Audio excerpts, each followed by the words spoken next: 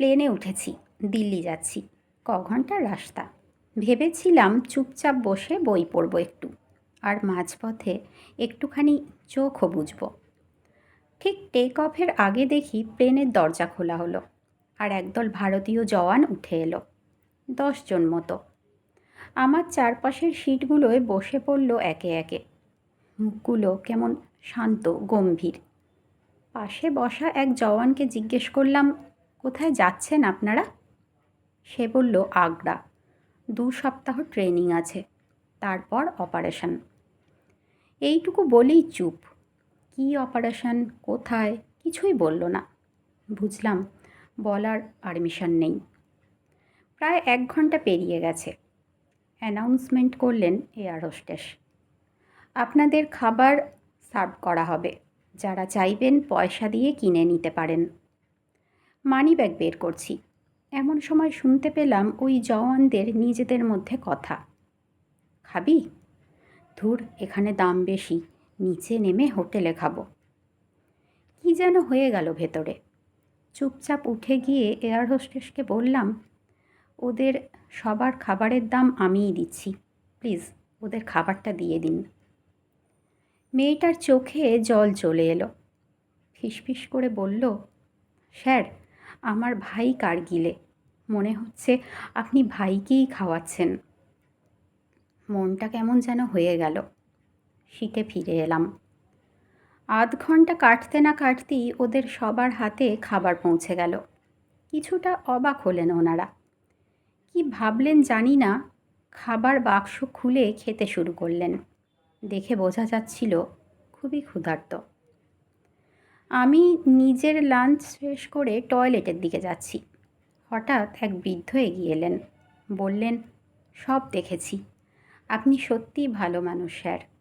তারপর হাতে একটা 500 টাকার নোট গুঁজে দিয়ে বললেন, এই ভালো কাজের একটা অংশ আমিও হতে চাই। আমি কিছু বলতে যাবার আগেই নিজের সিটে ফিরে গেলেন ভদ্রলোক। ফিরে এসে ভাবছি, এসব কি হচ্ছে। হঠাৎ দেখি পাইলট নিজে সিটে চলে এলেন। সিট বেল্ট খুলে উঠে দাঁড়ালাম। হেসে বললেন, আপনার সঙ্গে হাত মেলাতে চাই। আমি অবাক। বললাম, কেন স্যার? তিনি বললেন, আমি নিজে একদিন ফাইটার পাইলট ছিলাম। সেদিন এক অচেনা মানুষ আমার জন্য খাবার কিনে দিয়েছিলেন। আজ আপনি সেই মুহূর্তটা ফিরিয়ে দিলেন। আমি সব শুনেছি কেবিন ক্রুর কাছ থেকে। হঠাৎ করে চারপাশে হাততালি পড়ে গেল। আমি একটু লজ্জা পেলাম, কারণ আদতে আমি কিছুই করিনি। মন চেয়েছিল তাই করেছিলাম। হাততালির জন্যে তো আর কিছু করিনি। কিছুক্ষণ পর এক 18 বছরের ছেলে এসে এগিয়ে এলো, হাত মেলালো। তারপর এক টুকরো কাগজ গুঁজে দিল হাতে। কেমন একটা ঘোরের মধ্যে ছিলাম। বিমান নামলো। মাল নামাচ্ছি, এমন সময়ে এক ভদ্রলোক চুপচাপ আমার পকেটে কিছু একটা ঢুকিয়ে দিয়ে হন্তদন্ত হয়ে চলে গেলেন। আরও একটা নোট।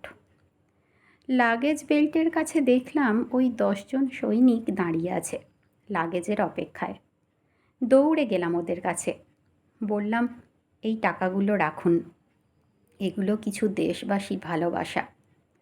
ট্রেনিংয়ে যাওয়ার আগে কিছু দরকার হলে খরচ করবেন।